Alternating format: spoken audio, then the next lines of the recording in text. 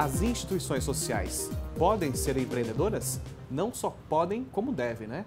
Hoje aqui no programa Empreendedores Católicos eu recebo o padre Reinaldo Amaury Lopes, ele que é diretor-presidente do Pequeno Cotolengo Paranaense, uma ONG que é um case de sucesso nesta área de gestão empreendedora. Padre Reinaldo, muito obrigado por aceitar o convite e estar conosco aqui na Rede Católica da Igreja. Isso, prazer é todo nosso e que a gente puder vai responder o que é ser hoje empreendedor dentro de uma instituição. Reinaldo, nome diferente do senhor, né? Exatamente. Como nós somos descendentes de açorianos, então os açorianos não têm muito costume do i. Então acho que meu nome vazou o i do rei. Tá certo. Padre Reinaldo, Pequeno Cotolengo é muito conhecido aqui em Curitiba, tem em outras cidades do Brasil. O que vocês fazem? Qual que é a missão de vocês? Então, a missão do Pequeno Cotolengo hoje em Curitiba e nos outros estados do Brasil e mais 29 países que nós estamos presentes é tipicamente, exclusivamente, cuidar de pessoas com múltiplas deficiências, né, física e mental. Pessoas em estados de abandono ou em situação de risco. Qual que é a meta de vocês, a missão específica na sociedade? Cada cidade varia ou não? Então, cada cidade tem um foco diferenciado. Nós aqui somos, por exemplo, a nossa missão é de acolhimento permanente. Em Curitiba? Em Curitiba. Por exemplo, Mato Grosso do Sul, onde nós temos uma outra unidade, já não é um acolhimento permanente, mas uma casa de passagem diária, né? Um contraturno diário que a pessoa vai, faz o acompanhamento, volta para casa. Nossa missão no Paraná e em outros estados é acolher totalmente, né? 24 horas. A pessoa que tem deficiência múltipla, mas tem uma boa condição financeira, é acolhida também ou não? Vocês acolhem especificamente os menos favorecidos, os pobres? A gente acolhe, junto com a múltipla deficiência, a necessidade da pessoa ser carente, em estado de abandono ou em situação de risco. Estado de abandono que seria a pessoa que não tem a família, que a gente não tem um vínculo familiar. E quando, então, em situação de risco, às vezes a pessoa tem a família, não é? E aí, então, judicialmente é retirado da família e entregue para que a gente cuide. Porém, sempre com a missão de ser físico e mental. Hoje em Curitiba, vocês atendem quantas pessoas? Hoje nós estamos na nossa instituição com 200 pessoas. Nós teríamos até um pouco mais de capacidade, mas por ser um trabalho muito complexo, então hoje nós reduzimos a 200 pessoas. E a demanda, como é que é? A demanda é alta. Não é? A demanda é alta. Nós, infelizmente, eu costumo dizer a palavra infelizmente, somos a única instituição do Paraná a fazer esse tipo de trabalho com deficiente físico e mental em sistema de acolhida permanente. Então, a demanda é bem alta devido a nós sermos hoje a única instituição no estado que faz esse trabalho. Há outras que não atendem de forma permanente? Há outras, como vamos supor, RAPAI, há outras instituições que mexem com deficiente físico e mental e que não tem o mesmo perfil que nós temos dentro do nosso Pequeno Cotolengo, né? Que é essa pessoa que realmente precisa do cuidado 24 horas. Ela mora lá, né? Ela São mora, 200 moradores. A partir do momento que entra, ela se torna morador nosso. Tanto que eu tenho a curatela, eu sou o tutor de todas elas. Eu, como diretor da instituição, a gente tem essa responsabilidade. Então, elas passam a pertencer ao Pequeno Cotolengo. Padre, que desafio, né? E é um desafio gerenciar tudo isso, de gestão, né? Isso aí, realmente hoje uma instituição do porte da nossa tem que ter um sistema de gestão eficiente, né? Não basta só acolher, não basta só colocarmos dentro do Pequeno Cotolengo, porque uma instituição onde nós acolhemos de regime permanente 200 pessoas, onde nós temos mais um quadro de funcionário de 330 pessoas, mais um quadro grande de voluntariado, então realmente tem que ser pensar como instituição filantrópica, caritativa, mas agir como uma empresa. E é por isso que nós convidamos o Padre Reinaldo para estar conosco aqui hoje, porque nosso foco não é só o empresário, aquele que tem CNPJ, aquele que tem empresa, mas nós queremos mostrar na TV Católica Brasileira, aqui na RCI, os empreendedores católicos. Então nós consideramos o Padre Reinaldo também um empreendedor, porque trabalha com gestão. O senhor gerencia 330 funcionários, cuida de 200 pessoas, 200 moradores, né? Nós estamos falando aí de um universo de mais de 500 pessoas gerenciadas, cuidadas pelo senhor. O senhor se preparou, fez faculdade de administração? Como é que é a sua formação técnica? A princípio, nós como padres, sacerdotes, nós temos a formação básica, que é aquela conhecida filosofia, teologia, mas também a nossa congregação de Dom Orione, por mexermos muito com Qual obra... congregação? É Dom Orione, Orionita, né? E que é um santo italiano que nos fundou. Então, por mexermos muito com instituição de filantropia, o Pequeno Cotolengo, com idoso, com escolas, com pessoas problemas de álcool, drogas, então a gente se obrigou também a se preparar para o lado administrativo. No meu caso, a gente tem alguma experiência na parte administrativa, a faculdade da administração e outros cursos que a gente vai fazendo no decorrer do ano, para tentar ser um gestor. E certamente vai contribuir muito para quem nos acompanha, para o gestor que nos acompanha aqui, essa experiência de um padre empreendedor. Padre, no próximo bloco a gente vai falar mais sobre essas questões gerenciais, administrativas. O que significa Cotolengo? Cotolengo é um sobrenome italiano, José Benedito Cotolengo, que também é um santo, São José Benedito Cotolengo, que fazia esse trabalho também de acolher deficiente físico e mental na Itália, e o nosso fundador, São Luís Orione, prestou uma homenagem a ele. É italiana a congregação? Italiana, nascida no norte da Itália, em Pontecorone. E está no mundo inteiro hoje ou não? Hoje nós estamos em 29 países. E quem que é o superior geral? Hoje o superior geral também é um brasileiro, foi eleito agora o mês passado, pela primeira vez na história da congregação, nos seus quase 200 anos, 150 anos, desculpa, nós temos um diretor-geral brasileiro, mineiro. E vocês cuidam de paróquias também ou só de entidades? Nós trabalhamos com todos os campos, tanto na parte pastoral como na parte de entidades também. O foco do nosso fundador era a caridade. Aonde existia uma igreja, uma torre, ali deve existir uma obra social. Veja que beleza, né? Nós estamos conhecendo também esse projeto, o Pequeno Cotolengo aqui de Curitiba, também em outras cidades do país, mas a gente percebe que há toda uma estrutura de igreja mesmo, pastoral de vocês, de congregação, para gerenciar a própria congregação, né? Vocês, além de gerenciar esta entidade, gerenciam a congregação. Também, porque a entidade sem a congregação não existe. E a congregação sem a entidade também é morta. Então, o nosso fundador, ele sempre tinha esse lema, né, que nós devíamos ser pastorais, mas fora da sacristia. Aquilo que o Papa Francisco nos falou no início do seu mandato, né, quando ele foi eleito, que os padres deveriam sair da igreja. O nosso fundador, lá no meados de 1900, ele já dizia que não queria padre na sacristia. Já fazia ele queria padre fora da igreja. Ok, eu recebo hoje aqui no programa Empreendedores Católicos o padre empreendedor Reinaldo Amaury Lopes, ele que é diretor-presidente do Pequeno Cotolengo, uma instituição social aqui em Curitiba e também presente em outras cidades brasileiras. Vamos para o intervalo. Já já a gente volta.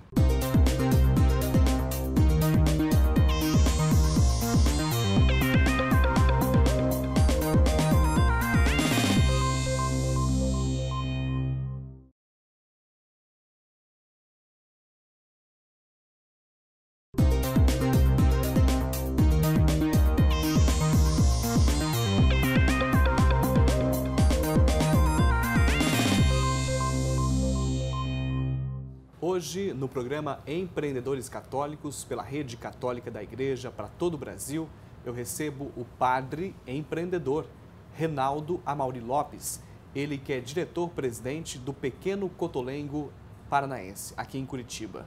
O Pequeno Cotolengo é referência em acolhimento, saúde, educação e qualidade de vida para pessoas com deficiências múltiplas, abandonadas pelas famílias ou em situação de risco. Padre, o senhor trouxe a informação aqui no último bloco que vocês têm 330 funcionários que cuidam de 200 pessoas, 200 moradores que não saem da entidade. Como é que vocês sustentam tudo isso? Então, esses 300 funcionários, a instituição, mais um grupo grande de voluntários que nós temos, é sustentado através de doações da sociedade civil e convênio que nós temos com o Estado e prefeituras.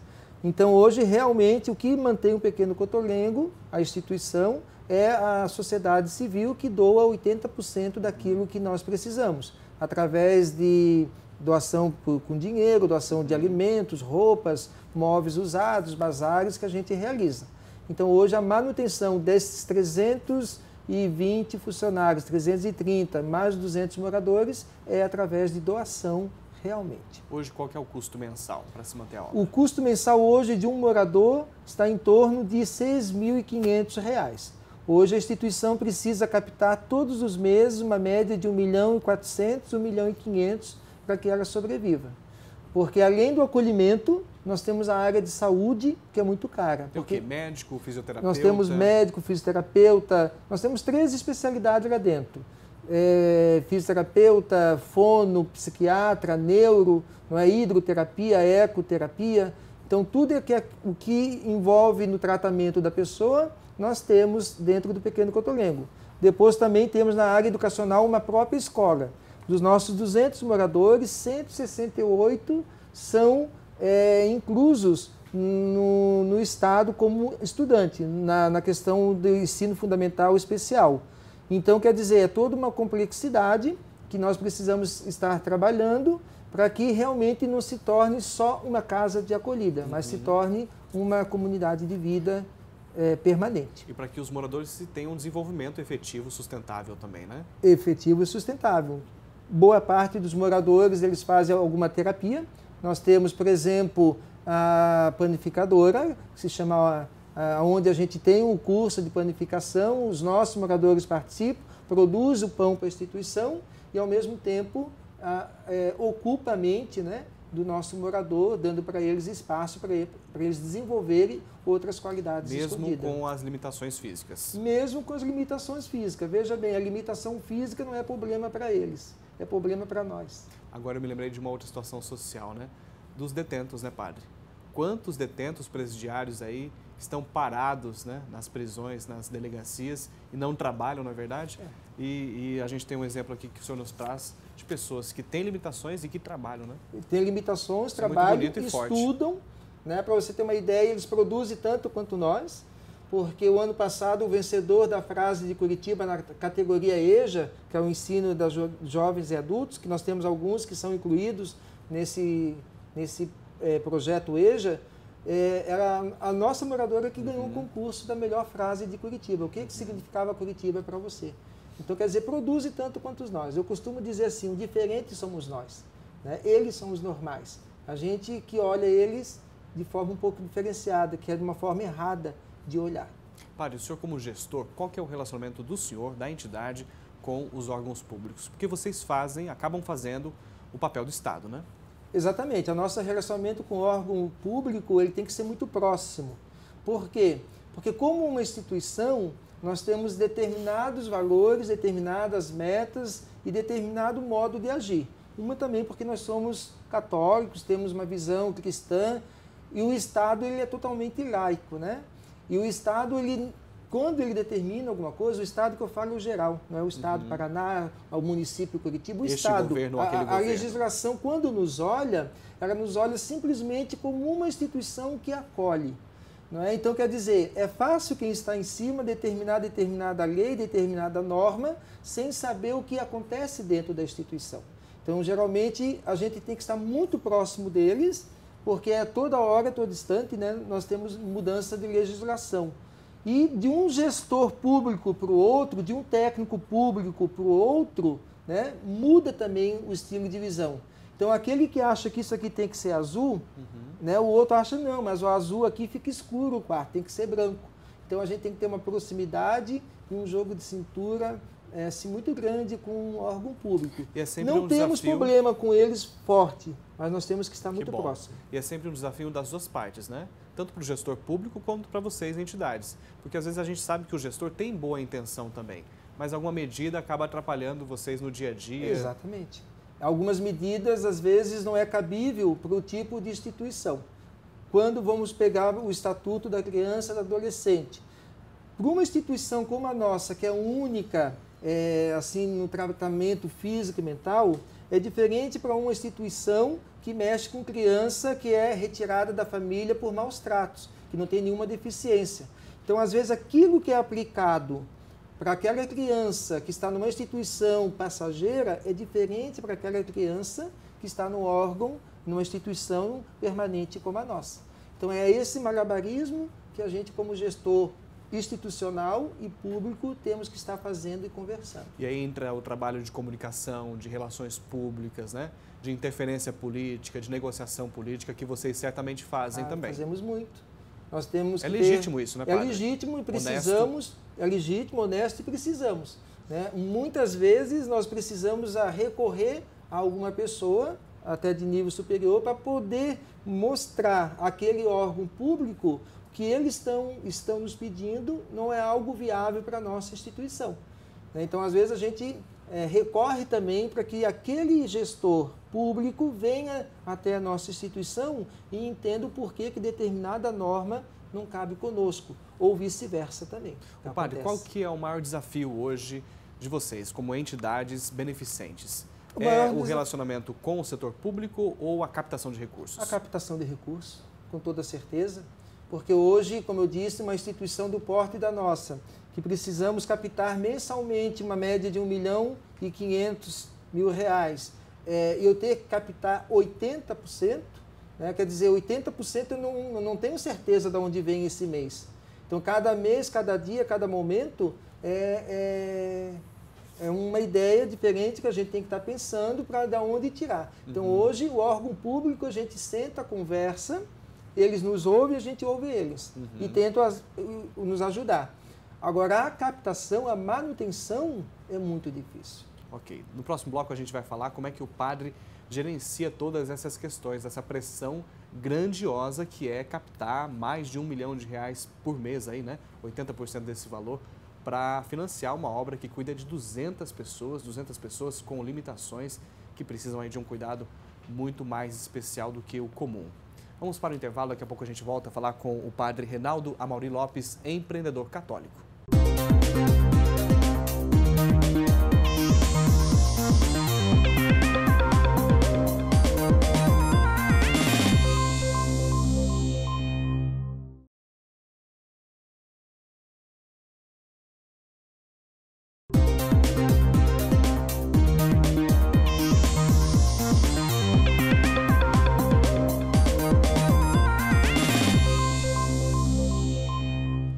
Ele é um padre empreendedor, dirige uma instituição que atende 200 pessoas e tem mais de 300 funcionários, 300 colaboradores. Eu recebo aqui no programa Empreendedores Católicos, pela rede católica da Igreja para todo o país, o padre Reinaldo Amaury Lopes. Padre, nós temos ouvido falar muito também sobre empreendedorismo social, que é aquela empresa que presta algum serviço social relevante e que tem lucro. No caso de vocês não têm lucro, mas têm metas. Como é que funciona isso? Então, é uma visão bem diferenciada, porque realmente, como instituição de filantropia, nós praticamos a caridade, não geramos lucro financeiro, mas geramos lucro de vida, de cuidado, de qualidade de vida. E quando a sociedade ela não consegue muito definir isso, o que é realmente uma empresa e o que é realmente uma instituição. E ali dentro a gente vive as duas situações. Nós temos que produzir, né, e gerar um lucro que às vezes não agrade. É intangível, isso, né? É intangível, que não agrada muito as pessoas que estão ali.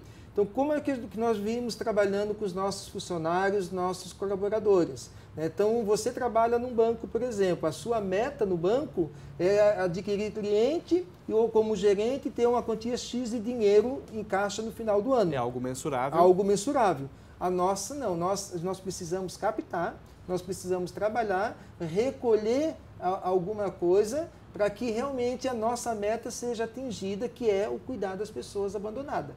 Então, eu costumo dizer assim, o nosso foco é a caridade, mas nós somos uma empresa que gerencia a caridade, o dinheiro que entra para que aquela instituição se mantenha em pé.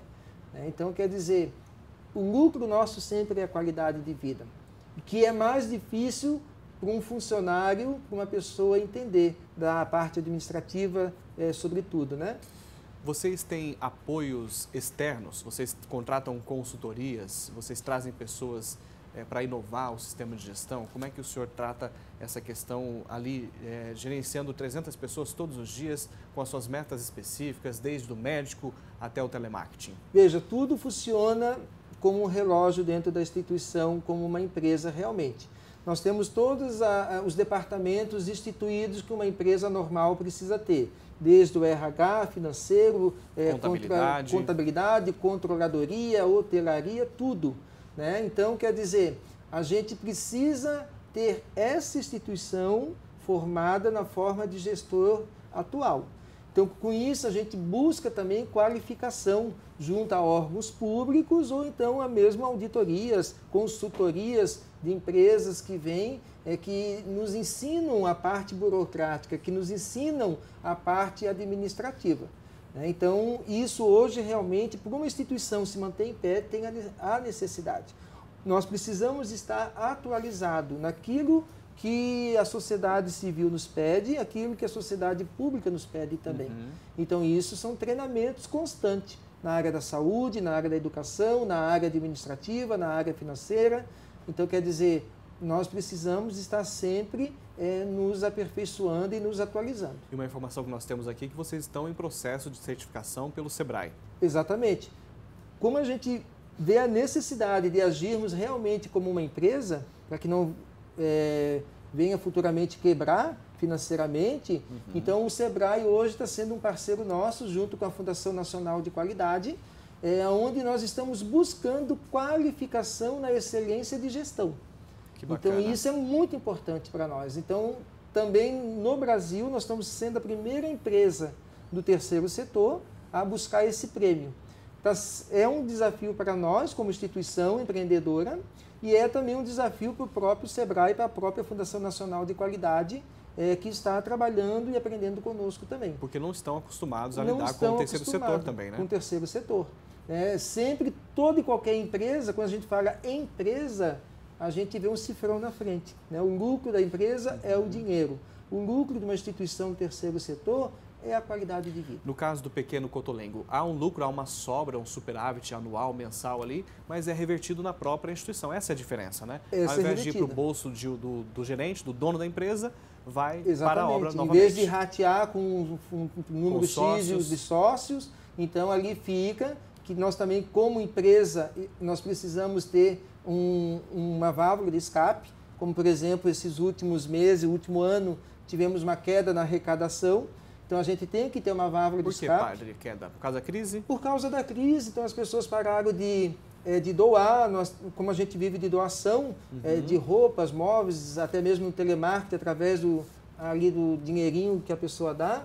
Então, as pessoas pararam de nos ajudar de forma, assim, realmente por causa da crise. Então, se a gente não está também preparado para esse momento, a gente quebra. Por isso também nós, como Pequeno Cotolengo, nós trabalhamos com planejamento estratégico.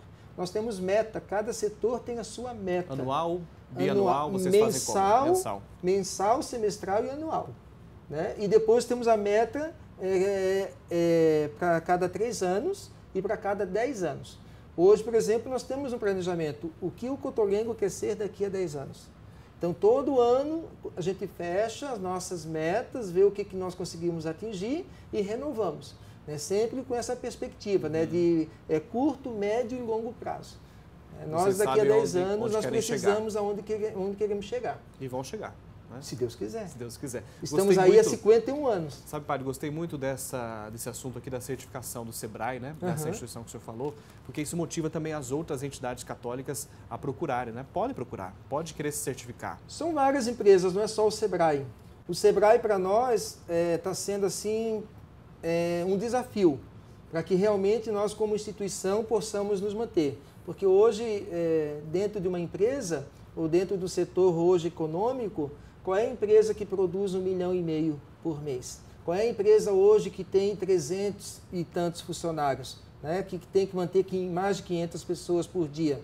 Então, nós somos uma instituição com porte de empresa e o SEBRAE, essa qualificação para nós é importantíssima. Não só para mim como padre, gestor, que estou lá, diretor, mas por nossos funcionários. Eles têm que entender a instituição como uma empresa. Então, ali há tudo, há campanhas de economicidade, há campanha de produtividade. Então, realmente funciona uma empresinha. E para a gente finalizar, os colaboradores olham para o padre como um gestor ou como um padre? Às vezes querem confessar, querem atendimento espiritual, como é que é? Então, eu eu me sinto mais gestor do que padre, realmente, né? As pessoas brincam comigo, padre, como é que o senhor faz para manter isso aqui? Eu digo, de noite eu rezo e de dia eu peço, né? As pessoas, por ser o título, né, Everton, espanta um pouco as pessoas. Quando as pessoas chegam até mim, chegam no diretor do Pequeno Cotolengo. É diferente quando chego na paróquia, que eu fui padre por 18 anos, chega para o padre. Então, essa procura realmente, infelizmente, eu sou obrigado a dizer, confessar, é baixa, ali dentro. Porém, quando eu estou no ambiente da paróquia, que eu tenho ao lado dos meus companheiros, a visão é diferenciada. Padre, foi um prazer. Quero desejar sucesso ao senhor. Que Deus abençoe todos os seus projetos, empreendimentos, sonhos, né? Aí dentro da entidade do Pequeno Cotolengo. E que dê muita prosperidade também para essa instituição. Muito obrigado pela sua presença, pelo seu testemunho. Nós que agradecemos a você pelo momento, pela oportunidade, por esse programa, que realmente hoje nós precisamos empreender para poder sobreviver. E divulgue essa ideia, divulgue esse projeto para a gente, tá bom? Vamos divulgar sim, pode ter certeza. Nosso link, nosso site vai estar à disposição e vai divulgar essa ideia dos católicos empreendedores. E você também é convidado a divulgar esta iniciativa, Empreendedores Católicos. A gente se vê na semana que vem. Até lá, boa semana!